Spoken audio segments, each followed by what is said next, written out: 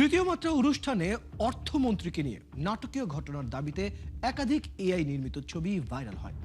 এমন গুজবে হাজারো মানুষ বিভ্রান্ত হলেও পরে দেখা যায় বিদেশে একটি ফেসবুক পেজ থেকে মেটা অ্যাডের মাধ্যমে ভুয়া দাবিটি ছড়ানো হয়েছে। এদিকে 2025 সালের একটি পুরনো অগ্নিকাণ্ডের ঘটনাকে নতুন করে বিএনপি অফিসে অগ্নিকাণ্ডের দাবিতে ছড়িয়ে দিলে তৈরি হয় আতঙ্ক।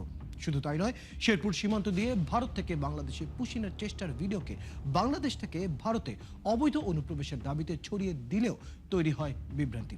চলুন দর্শক কিছু ফ্যাক্ট চেক দেখে নিচ্ছি।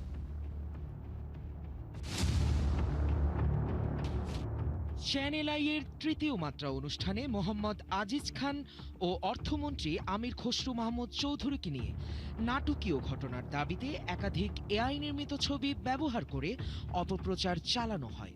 কিন্তু রিওমার স্ক্যানার টিমের অনুসন্ধানে দেখা যায় আলোচিত দুই ব্যক্তি সাম্প্রতিক কোনো পর্বেই অতিথি ছিলেন না। বিষয়টি অনুষ্ঠানের সঞ্চালক জিল্লুর রহমানও নিশ্চিত করেছেন। মূলত একাধিক এআই মডেল তৈরি ছবি ও সদ্য নিবন্ধিত একটি অজ্ঞাত ওয়েবসাইটের লিঙ্ক যুক্ত করে বিদেশ থেকে পরিচালিত একটি ফেসবুক পেজে মেটা অ্যাডের মাধ্যমে ভুয়া দাবিটি ছড়ানো হয়েছে। ওদিকে বিএনপি অফিসে অগ্নিকাণ্ডের দাবিতে একটি ভিডিও ভাইরাল হলেও ভিডিওটি সাম্প্রতিক কোনো ঘটনার নয়। অনুসন্ধানে জানা যায় এটি 2025 সালের 17 মে কুমিল্লার দক্ষিণ জেলা ও মহানগর ছাত্র দলের ঘোষিত কমিটি বাতিলের দাবিতে পদবঞ্চিত নেতাকর্মীদের বিক্ষোভের সময় দলীয় কার্যালয়ে আগুন দেওয়ার ঘটনার ভিডিও। একই ভিডিও অতীতেও ভিন্ন দাবিতে ছড়িয়ে বিভ্রান্তি তৈরি করা হয়েছিল, যা সে সময়ও মিথ্যা হিসেবে শনাক্ত করা হয়েছে। আবার মাদক বিরোধী অভিযানে র্যাবের 3 সদস্যকে কুপিয়ে হত্যা করা হয়েছে এমন দাবিতে সামাজিক মাধ্যমে বিভ্রান্তিকর একটি তথ্য ছড়ানো হয়েছে। কিন্তু যাচাই করে দেখা যায় গত 5 মে নারায়ণগঞ্জে র্যাব 11 এর সাদা পোশাকের গোয়েন্দা দলের উপর দুর্বৃত্তদের হামলায় 3 সদস্য গুরুতর আহত হলেও তাদের কেউ নিহত হয়নি। একাধিক নির্ভরযোগ্য গণমাধ্যমের প্রতিবেদনে আহতদের হাসপাতালে ভর্তি ও চিকিৎসাধীন থাকার তথ্য মিলেছে, তবে মৃত্যুর কোনো তথ্য পাওয়া যায়নি। গুজব এখানেই শেষ নয়। বাংলাদেশ থেকে ভারতে অবৈধ অনুপ্রবেশের দাবিতে ভাইরাল হওয়া ভিডিওটিও এমন কোনো ঘটনার নয়। এটি গত 29 জুন শেরপুর সীমান্ত দিয়ে ভারত থেকে বাংলাদেশে পুশিনের চেষ্টার ভিডিও, যেখানে মানব পাচারকারীদের মাধ্যমে 2 জনকে বাংলাদেশে ঢোকানোর চেষ্টা করা হয়েছিল, তবে বিজেপি তাদের ফেরত পাঠায়।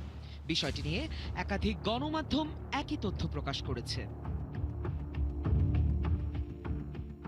দর্শক, আজকের অপতথ্যগুলো যাচাই করতে গিয়ে দেখা গেল সামাজিক মাধ্যমে জাতীয় ও আন্তর্জাতিক উভয় ইস্যুকে কেন্দ্র করে ধারাবাহিকভাবে প্রচার করা হচ্ছে নানা গুজব।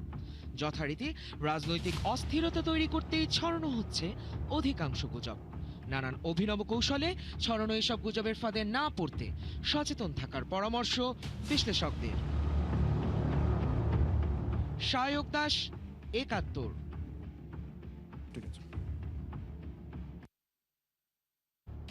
দর্শক, আমরা প্রতিবেদনটা দেখে নিলাম। ইতিমধ্যে জানিয়েছি আমাদের সাথে উপস্থিত আছেন সাইবার নিরাপত্তা বিশেষজ্ঞ তানভীর হাসান জোহা এবং ফ্যাক্ট চেকিং প্রতিষ্ঠান rumour স্ক্যানারের fact checker Imtiaz Hasan Rifat.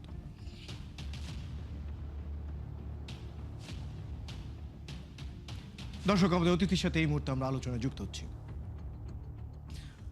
আপনাদের দুজনকেই স্বাগত জানাচ্ছি আজকের আমাদের এই আয়োজনে।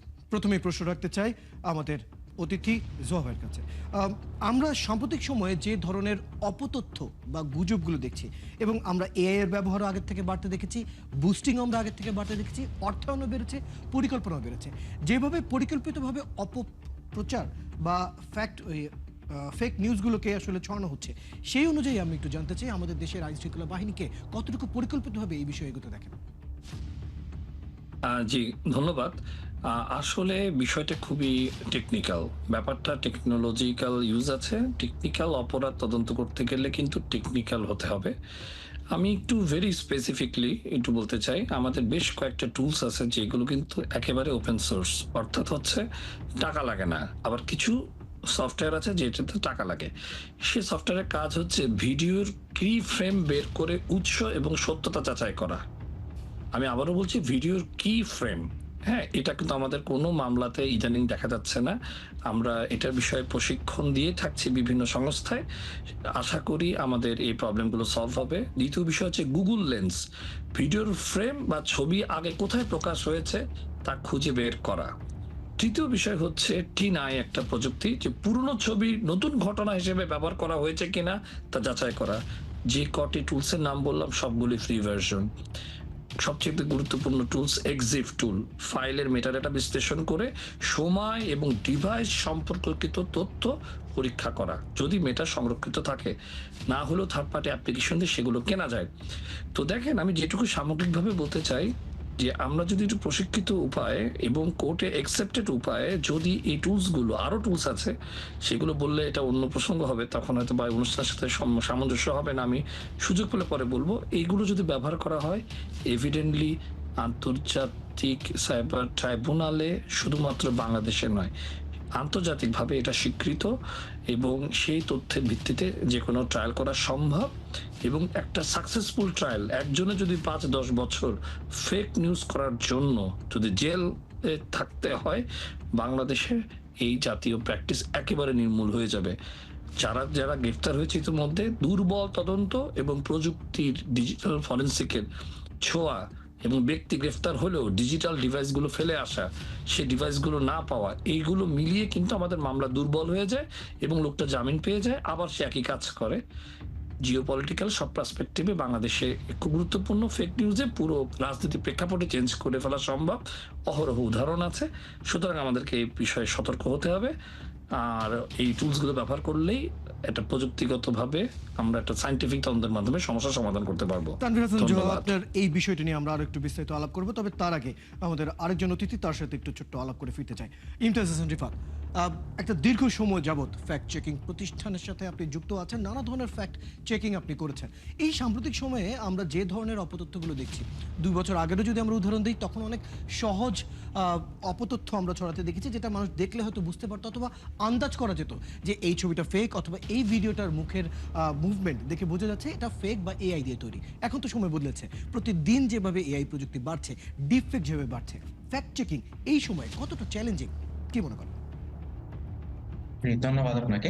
ধন্যবাদ ৭১ টিভিকে।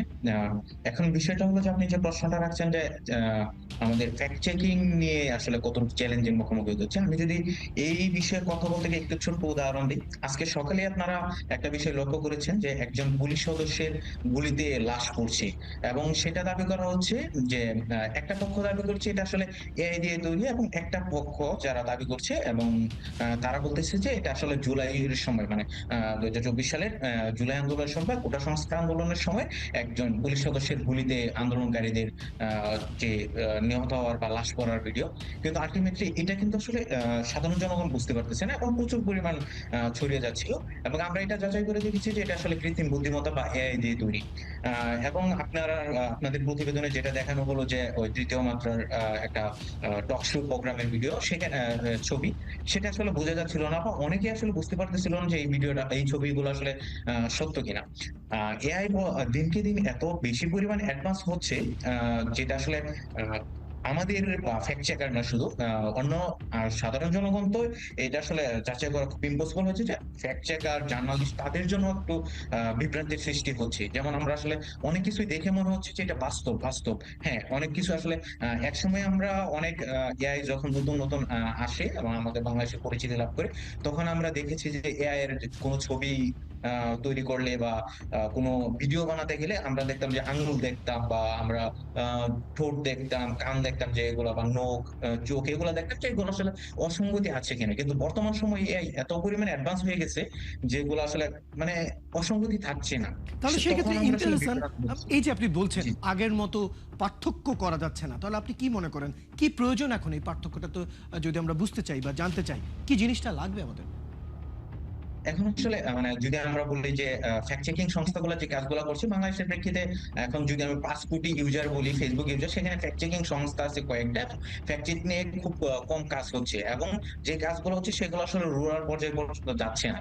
এবং আমাদের কিন্তু গ্রাম পর্যায়ে অনেকগুলো যে ইউজার আছেন যারা আসলে না বুঝে অনেক শেয়ার করছে। তো আমাদের আসলে জনসচেতনতা বাড়াতে হবে। পাশাপাশি যে গণমাধ্যমগুলো আছে যারা আসলে রুরাল পর্যায় পর্যন্ত যেতে পারে, তারা যদি এই বিষয়গুলা সচেতনতা তৈরির জন্য বা কোনটা ফেক সেটা নিয়ে কাজ করে বা সেই তথ্যটা যদি খুব দ্রুত প্রচার করে, তাহলে হয়তোবা আমরা আসলে এটা রোধ করতে পারবো। ইমতিয়াজ কারণ হাসান, বর্তমান আপনি সময়ে আসলে থাকুন আমাদের সাথে। ঠিক একই প্রসঙ্গ জি। নিয়ে চলে যেতে চাই আমাদের আরেক অতিথি তানভীর হাসান জোহার কাছে। তানভীর হাসান জোহা, আপনি শুনছিলেন আসলে ফ্যাক্ট চেকিং এর জায়গাটা এমন হয়ে দাঁড়িয়েছে, সেই নির্দিষ্ট কিছু প্রতিষ্ঠান তারা নিজেদের সক্ষমতার মধ্যে করছে, কিন্তু প্রান্তিক জায়গায় অর্থাৎ বিশাল পরিসরে জনগণের কাছে সেই খবরগুলো পৌঁছানো যাচ্ছে না সময় মতো। বিষয়টা নিয়ে কি বলবেন, কি করা যায়?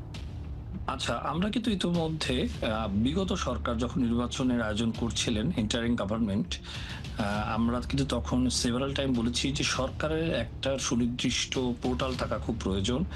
যে পোর্টালের মাধ্যমে জনগণ আপডেট হবে যে আজকের কোন নিউজটা ভাইরাল হচ্ছে এবং সেই নিউজের সত্যতা সম্পর্কে। তো বিভিন্ন রকমের পরীক্ষা-নিরীক্ষা হওয়ার পরে কিন্তু সেটা আর হয়ে ওঠেনি এবং বিশেষ করে আগত নির্বাচন, জাতীয় নির্বাচনকে কেন্দ্র করেই কিন্তু এই আয়োজনটা করা হয়েছিল।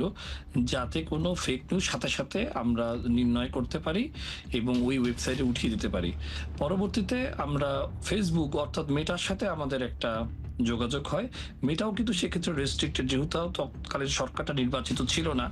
নির্বাচিত সরকার ছাড়া তারা কিন্তু MLAT, mutual legal assistance treat, এই জিনিসটা করতে চায় না।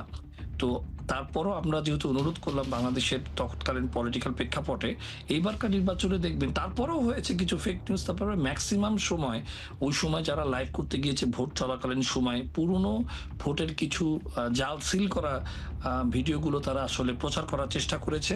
আমি দেখেছি মেটা 6 ঘন্টার মধ্যে, সর্বোচ্চ 6 ঘন্টা লেগেছে, ম্যাক্সিমাম 3 ঘন্টার মধ্যে তারা কিন্তু রিমুভ করে ফেলেছে। তারা কিন্তু অত্যন্ত অ্যাক্টিভ ছিল এবং তারা শুধুমাত্র বাংলাদেশের জন্য অ্যাক্টিভ না, ওনাদের অটোমেটিক সিস্টেম যে কোনো বিশ্বে যখন নির্বাচন হয় বা জাতীয় কোনো ইস্যু হয় তখনই কিন্তু তারা ফেসবুকের অনলাইন লাইভ সিস্টেমটাকে বট দিয়ে তারা নিয়ন্ত্রণ করার চেষ্টা করে, যেটার কিছুটা সুফল আমরা কিন্তু আমাদের এই বিগত জাতীয় নির্বাচনে দেখেছি।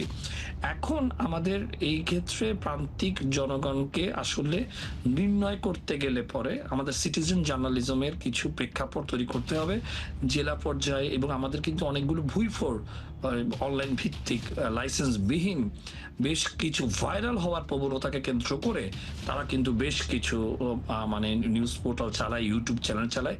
এইগুলোর ব্যাপারেও কিন্তু বিটিআরসি সতর্ক হতে হবে। তথ্য মন্ত্রণালয়ের সমন্বয়ে তাদেরকে আসলে নির্ণয় করে তাদেরকে কিন্তু আইনের আওতায় আনতে হবে। আমরা যে কোনো মূল্যে বলি না কেন, একটা যদি সন্তোষজনক শাস্তি নিশ্চিত না করতে পারি, তাহলে এই আইন পরিস্থিতিটা প্রয়োগ না আসলে করতে আরো খারাপের দিকে যাবে। ইমতিয়াজ হাসান, একটা লম্বা সময় যাবত আপনি ফ্যাক্ট চেকিং করছেন। সাধারণ মানুষ থেকে শুরু করে যারা ভুক্তভোগী থাকে তাদেরও নানা ঘটনা আপনার কাছে রয়েছে। একটু জানতে চাই, একজন সাধারণ মানুষ যখন বা কোনো রাজনৈতিক ব্যক্তিত্ব বা কোনো পরিচিত ব্যক্তিত্ব যখন কোনো ধরনের অপতথ্য বা গুজবের শিকার হয়, তিনি কি জানেন কি করতে হবে, কার কাছে যেতে হবে, কিভাবে সমাধানটা চাইতে হবে? আসলে আমার তো ফ্যাক্ট চেকিং নিয়ে যে কাজ করার পথ চলে সেটা প্রায় ৩ বছর, ৩ বছর উপরে হতে চলো। তো আমি আসলে যে জিনিসগুলো দেখলাম যে সাম্প্রতিক সময়ে যদি বলি একটা প্রধানমন্ত্রী কন্যা জাইমা রহমানের একটা ছবি, ফুটবল খেলার অবস্থার একটা ছবি, এটা প্রচার করে দাবি করা হচ্ছিল যে একজন শিশু মানে নাবালক সেই ছেলে আসলে একটা পোস্ট দিয়েছে, কিন্তু আমরা আসলে সেটা পুরোপুরি ভাবে যাচাই করতে না পারলেও সেটা আমরা আসলে মানে খুব বলা যায় যে এটা ইরিটেট। এছাড়া যদি আমি বলি কয়েকদিন আগে যেটা হলো যে শাহবাগে ছাত্রদল এবং শিবিরের এবং ডাকসু নেতাদের একটা মুখোমুখি অবস্থান, পরবর্তীতে সংঘর্ষের রূপ নেই। সেখানে ডাকসু দুইজন নেতাকে মারধর করা হয়। সেখানে আসলে যে বিষয়টা ছড়া হলো হলো যে খুব কম সময়ের ভিতরে একটা ফেক স্ক্রিনশট প্রচার করা হলো এবং সেটা সংঘর্ষের রূপ নিয়ে গেল। এবং অনেক সময় আসলে এটা মানে কল্পনা করতে মানে যে গুজবের শিকার হয় সে আসলে মানে এত দ্রুত পরিমাণ ছড়িয়ে যায় যে বিষয়টা সেটা আসলে কল্পনা করতে পারেন উনি, এবং কোন জায়গায় যেতে হবে সেটা আসলে উনি আসলে ব্যক্ত করতে পারেন বা এটা আসলে তখন অনুমান করতে পারেন না। যদি এছাড়াও বলি যে বর্তমান সময়ে সোশ্যাল মিডিয়াতে আসলে রাজনৈতিক যে গুজবগুলো ছড়ানো হয় সেটা আসলে ক্যাম্পেইন আকারে ছড়ানো হয়। যদি বলি যে তুরাক ইস্যুতে, হত্যাকাণ্ডের ইস্যুতে, সেটা বিগত সরকারের নেতা কর্মী পাশাপাশি অনলাইন যারা অ্যাক্টিভিস্ট আছেন তারা আসলে এটা মেসিভ আকারে ছড়িয়ে দেয় এবং সেটা খুব কম সময়ের ভিতরে একটা সোশ্যাল মিডিয়া ট্রেন্ডিং এর রূপ নিয়ে নেয়। আরেকটা কেন জিনিস নিয়ে আমি নেয়? জানতে কারণ চাই তারা ইমতিয়াজ আসলে হাসান, এর সাথে আমি একটু যুক্ত করতে চাই জি। যে আমাদের স্মার্টফোনে নানা ধরনের ফ্যাক্ট চেকিং মানে সফটওয়্যার ইতিমধ্যে আছে, অর্থাৎ ধরুন আমরা যদি জেমিনিকেও ব্যবহার করতে পারি ভিডিও ঠিক কিনা বা ফেক কিনা সেটা জানার জন্য।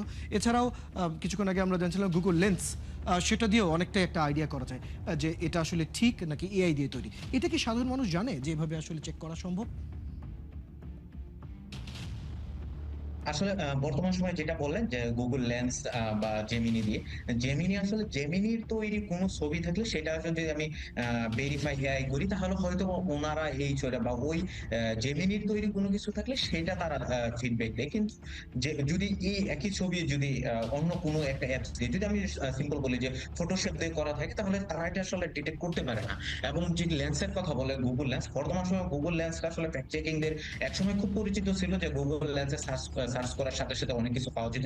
কিন্তু বর্তমান সময় হলো যে গুগল লেন্স ওইগুলা ডিটেক্ট করতে পারে না। যদি বলি কোনো একটা ফেস, কোনো একটা রক্তাক্ত ফুটেজ বা ছবি, এগুলো তারা আসলে ডিটেক্ট করে না। এগুলো আসলে মানে খুব কমই করে থাকে। যদি আমি একটা স্থান বা বিল্ডিং হয় সেটা আসলে ডিটেক্ট করে থাকে। তবে সবকিছুতে আলটিমেটলি এরকম ভাবে ছড়ানো হয় না। যেমন আজকের যে ভিডিওটা আপনাকে শুরুতেই উদাহরণ দিলাম যে পুলিশ গুলি করছে, সেটা আসলে আমরা ওইরকম গুগল লেন্স দিয়ে পাইনি, বা এটা আসলে যাচাই করা সম্ভব না এবং জেমিনি দিয়েও সম্ভব না। কারণ এছাড়াও ঠিকই বলেছেন, একাধিক ইমতিয়াজ টুলস হাসান, আছে আপনি থাকুন যেগুলো আমাদের আসলে সাথে। এআই রেজাল্ট দিয়ে থাকে সেগুলোই। জি, এই বিষয়টা নিয়ে চলে যাব তানভীর হাসান জোহার কাছে। তানভীর হাসান জোহা, আমরা শুনছিলাম সাধারণ মানুষ যখন কোনো একটা তথ্য তার স্মার্টফোনে বা কোনো একটা সোশ্যাল মিডিয়ার মধ্যে দেখে, সে স্বাভাবিকভাবেই তার খুব একটা পরিচিত ধারণা নেই যে কিভাবে সে নিজেই সেটাকে কিছুটা হলেও ফ্যাক্ট চেক করে ফেলতে পারে সাময়িক ধারণার জন্য।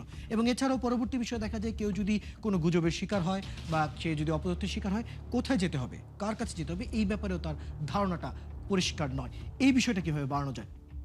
জি, আমি এক্ষেত্রে জাস্ট ২ টা ফ্রি সফটওয়্যারের কথা বলতে পারি। একেবারে ফ্রি সফটওয়্যার। একটা হচ্ছে ফটো ফরেনসিক। ফটোর বানানটা হচ্ছে FOTO, তারপর হচ্ছে ফরেনসিক। এখানে দিলে আপনার একটা ছবি কোথায়, কখন, কিভাবে, কোন জায়গাটাতে এডিট হয়েছে সেটা তারা অটোমেটিক ডিটেক্ট করে দেয়। খুব সহজ, জাস্ট আপলোড করে দিবেন যেকোনো ছবি। এটা খুব সহজ একটা। তাহলে আরেকটা এটা কি সফটওয়্যার, সাধারণ মানুষকে জানানো দরকার না একটু বেশি প্রচার অবশ্যই। করার মাধ্যমে? হ্যাঁ, অবশ্যই, এবং ফ্রি সফটওয়্যার এবং এত সহজ, গুগলের মতো সার্চ ইঞ্জিনে যে কোনো একটা ছবি দেবেন, সে আপনাকে বের করে দেবে। তাহলে এই ধরনের সফটওয়্যারগুলোই আসলে এখন আরো সহজ করা উচিত মানুষের জন্য, যাতে তারা নিজেরাই নিজে চেক করতে পারে। ধন্যবাদ তানভীর হাসান জোহা এবং ইমতিয়াজ হাসান। দুজনকে আরেকটু আলাপ করতে পারলে হয়তো ভালো হতো, কিন্তু সময় স্বল্পতার কারণে আজ এখানেই আমরা শেষ করছি। ধন্যবাদ দুজনকে। দর্শক, এতক্ষণ আমাদের সাথে আলোচনায় ছিলেন সাইবার নিরাপত্তা বিশেষজ্ঞ তানভীর হাসান জোহা এবং ফ্যাক্ট চেকিং প্রতিষ্ঠান রিউমার স্ক্যানারের ফ্যাক্ট চেকার ইমতিয়াজ হাসান রিফাত। কথা বলছিলেন বেশ কিছু ফ্যাক্ট চেক নিয়ে। দর্শক, আপনারা আছেন ফ্যাক্ট চেক নিয়ে ৭১ নিয়মিত আয়োজন ফেক নিউজ স্ক্যানারে। প্রতিদিন আমরা রিউমার দূর করতে হাজির হব ঠিক একই সময়ে একইভাবে। আপনারাও আমাদের সাথে যুক্ত হতে পারেন। কোনো খবর যদি আপনাকে সংশয়ে ফেলে, সেটা একটি স্ক্রিনশট আমাদেরকে ইমেল করতে পারেন fns.71tvgmail.com অথবা ফেসবুকে যোগাযোগ করুন www.facebook.com/fake-news-scanner। আমরা সেই তথ্যের ফ্যাক্ট চেক করে আপনাদের জানাবো। চটকদার শিরোনাম দেখে ক্লিক করবেন না। বিশ্বাস আর প্রতিক্রিয়া জানানোর আগে ফ্যাক্ট চেক করুন আর থাকুন